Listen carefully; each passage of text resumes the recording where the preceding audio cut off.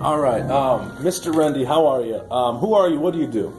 My name is Michael Rende. I teach American Government and Honors in Economics here at Bolingbrook High School.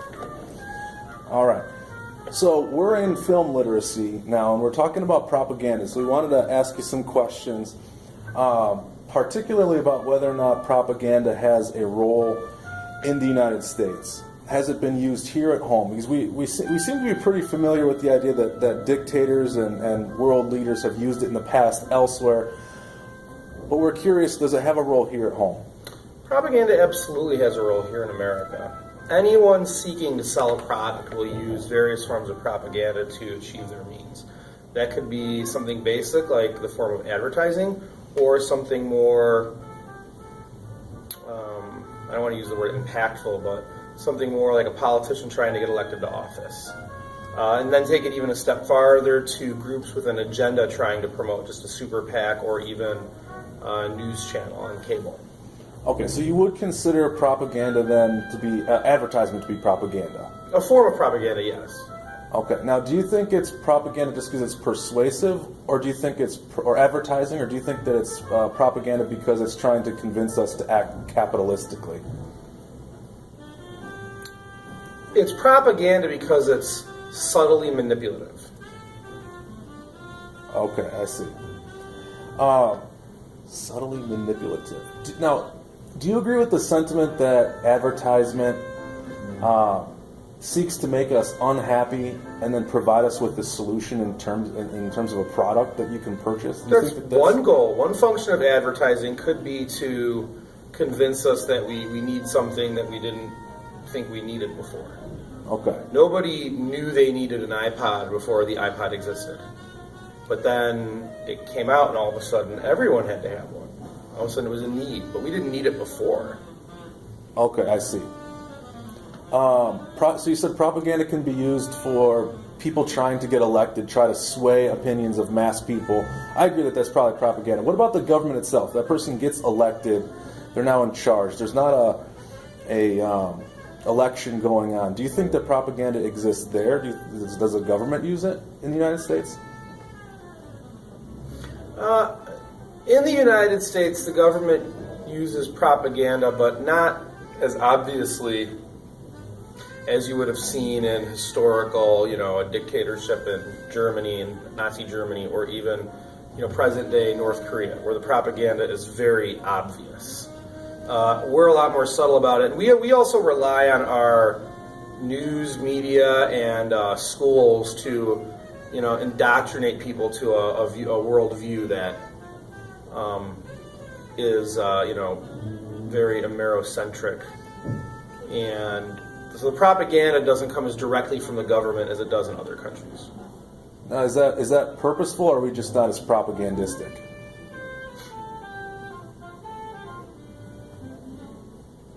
I don't know, actually, if it's purposeful or not. It's a good question. The U.S. government just generally doesn't engage in the kind of outward propaganda that you see elsewhere in the world. Okay. Do you think the Germans knew that they were being propagandized, or was that subtle to them too? Like these posters showing Jews with big noses or in negative lights. Do you think that was pretty clear to them it was propaganda, but they were okay with it? How do you think that worked? I think that that particular type of propaganda just propaganda that's really easy to pull off is when you play on people's emotions and fears, and also play on a worldview that they may already hold to some degree, and you're just amplifying that.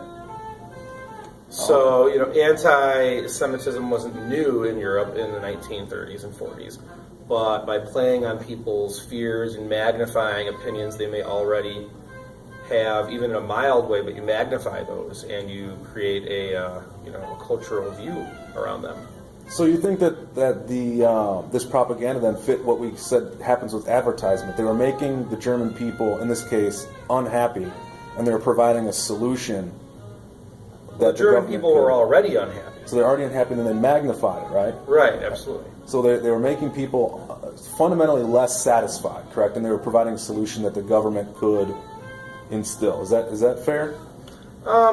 I think in the case of Nazi Germany, the people were all, I mean, after 10 years of the Weimar Republic and war operations, and Hitler coming to power promising that Germany is going to be strong and prosperous again, I think that really fed into people's already existing emotions.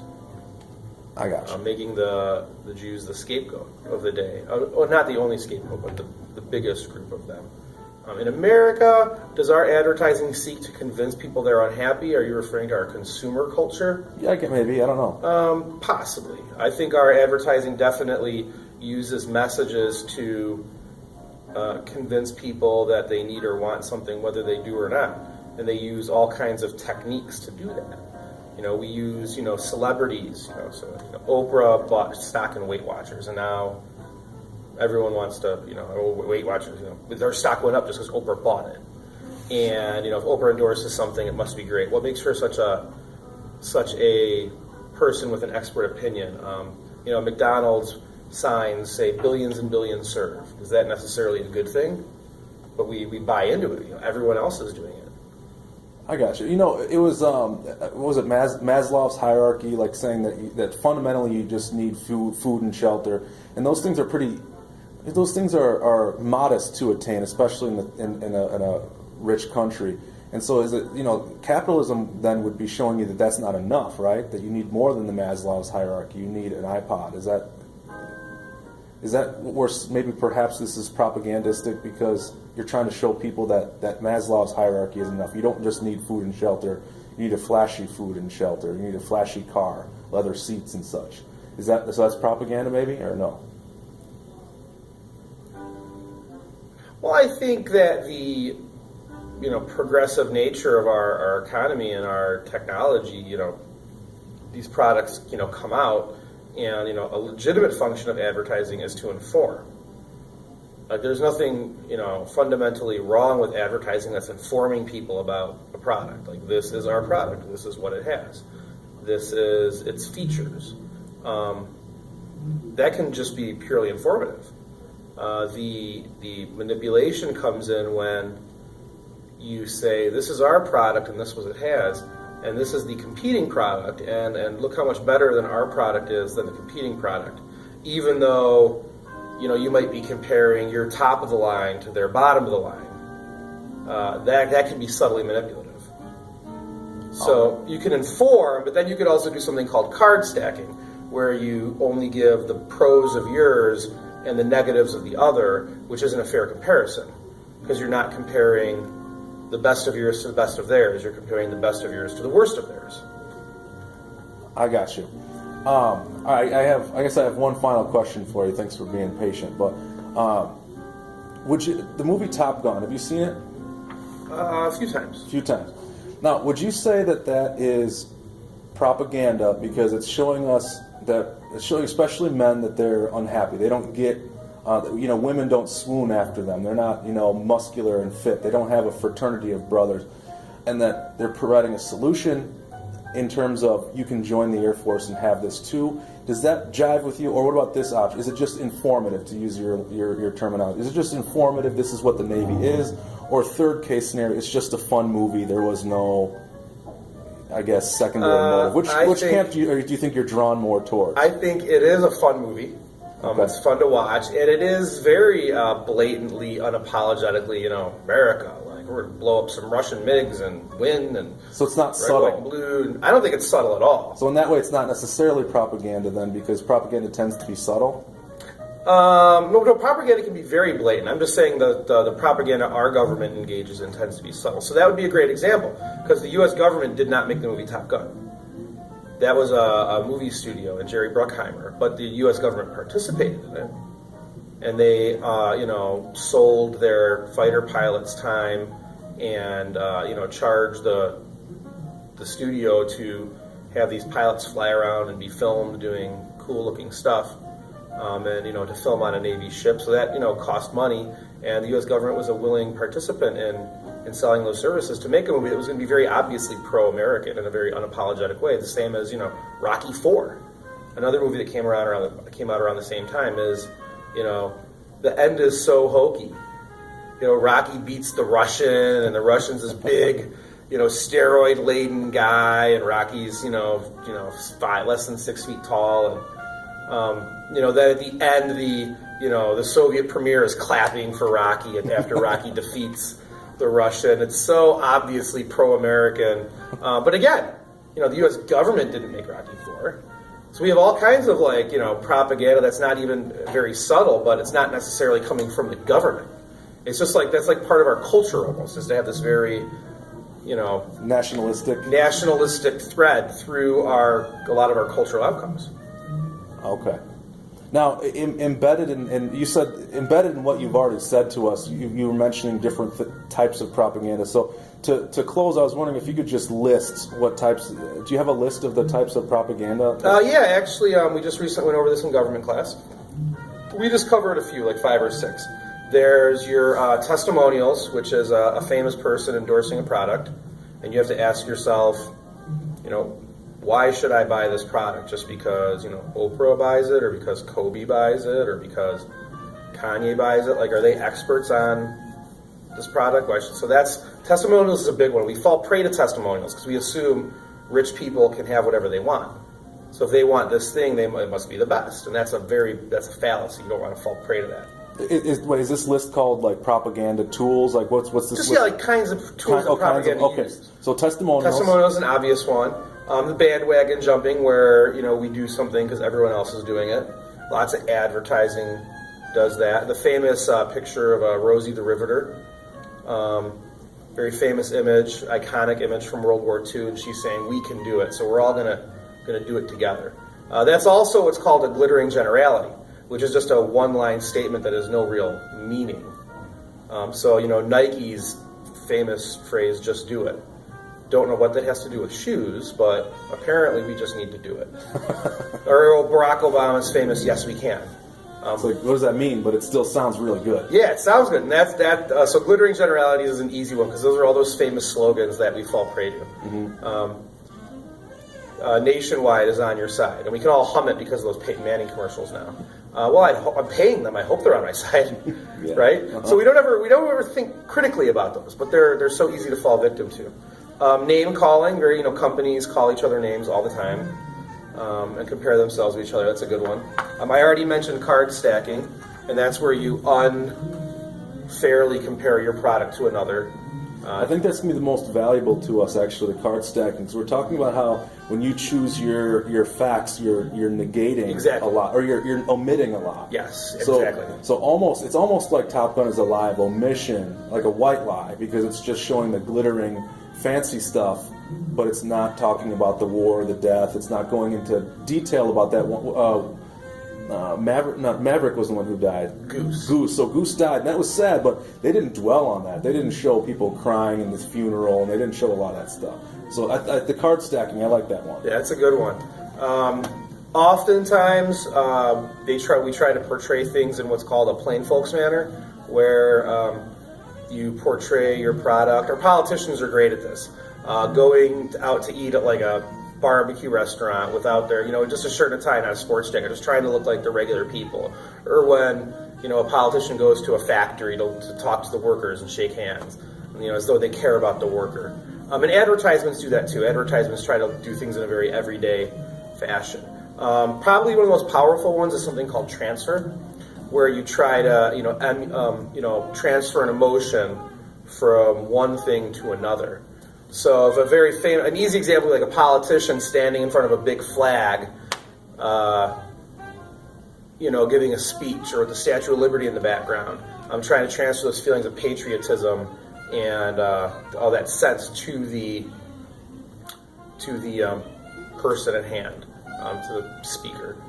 Companies do this all the time. Businesses. You look at. I love the commercials with the cockroaches driving in the cars. Big giant cockroaches, and you're supposed to be like, make you feel really icky and gross, cockroaches, and then you're supposed to start thinking about, could there be cockroaches in my home, or termites, or whatever. So they try to, that's when they play on your fears, would be a form of transfer. You can transfer any kind of emotion.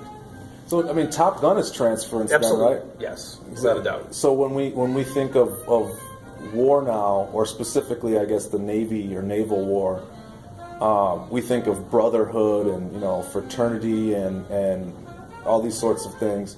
Whereas we don't associate, after watching that, we don't associate war with just bone-crushing sorrow, right? So is that transfer? Yeah, you said it is. So Yeah, no, absolutely. We've definitely, through our movie culture, and this has always been true, the glorification of war in movies, because movies tell such a shallow story.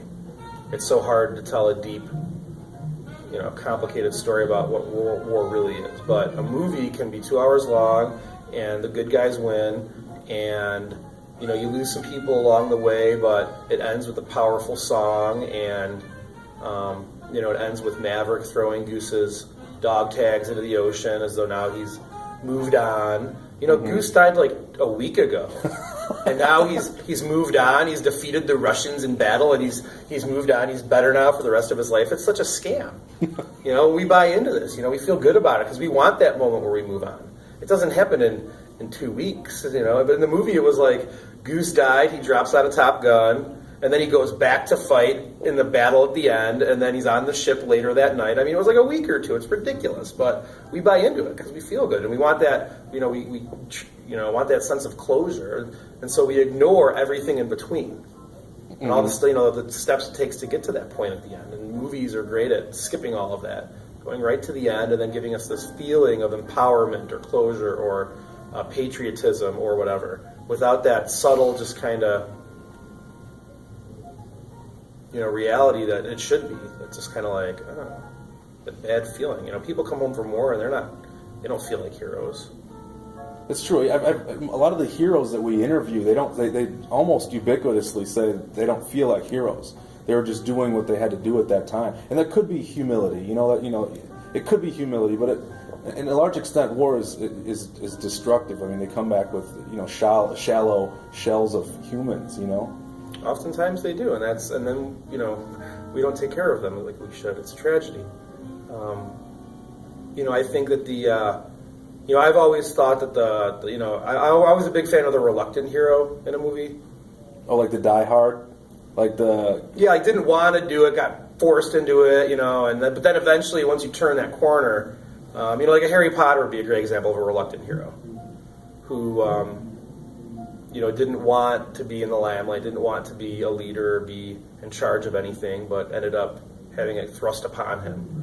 I'm a much bigger fan of that kind of a hero. But that's distinctly American, though, too, because I think we had isolationist beginnings where we were just on our own continent. We could do what we wanted to do, and it seems like global affairs are thrust upon us. Like we're the reluctant hero. Like, okay, we'll stand up and we'll fix things. World War II, definitely. I think the politicians knew we would have to get involved in World War II, but the people were against it, so it was not even a question until we were, outwardly attacked. World War I, we actually kind of pushed our way into a little bit. Okay. We had to be. Did we have to be informed? We had to be informed about the atrocities of World War II, right? The as far as people the had Holocaust? to be. Yeah, the people had to be upset to do D-Day. Is that correct, or? No, we were already involved. There were rumors about the Holocaust and the death camps, and it wasn't necessarily a secret, but it wasn't. People didn't know exactly how bad it was or all the atrocities that were going on. It was Pearl Harbor that really, the outward and blatant attack on America, that really people, changed people's mind. That we had to do this now. We've been attacked and they're bringing the fight to us, basically.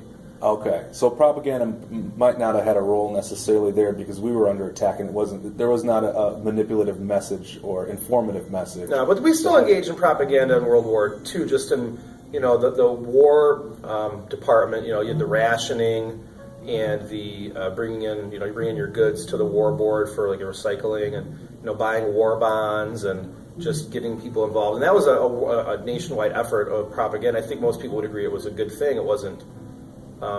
They still used all the same, propaganda techniques. People just would agree with the cause that time. But World War I was much more divisive war in America. People were not, all of Americans were not in favor of World War I. And it took a lot more selling to get people to buy war bonds and to plant a victory garden and to, want to defeat Germany, because that a lot of people felt like that was Europe's war. The Zimmerman note, trying to expose, Germany, trying to convince Mexico to attack America, and then the sinking of the Lusitania, and it was just it definitely was a bit more of a sale to get Americans to want to fight in World War I than World War II. So World War I propaganda would be World War I would be much better study, I think, of American propaganda than World War II. I think World War II is an easy sell. I follow. Well, I appreciate very much your time. You've been very helpful to us, so thank you for that. Of course, thank you. Yeah.